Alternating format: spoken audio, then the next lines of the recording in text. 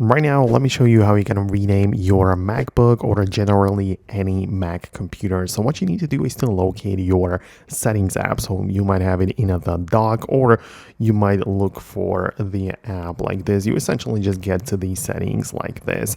And inside of the settings, you can browse through all of the regular options. And by default, you're likely going to end up in the general section. And this is where I want you to continue, because in the general, and at the top, you can see we have the About section. So you click on About, and then this tells you all of the information about your Mac, which includes the software version, the chip, and of course, the name.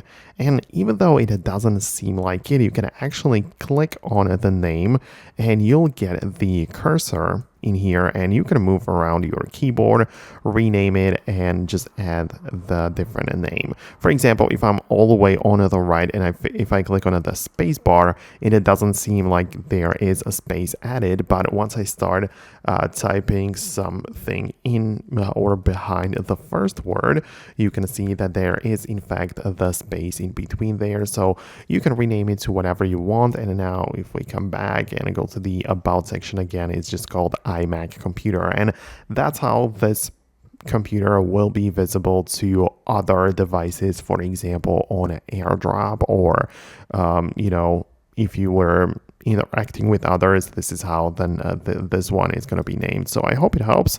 Let me know what you think below. Subscribe for more, and I'll talk to you in the upcoming videos as well.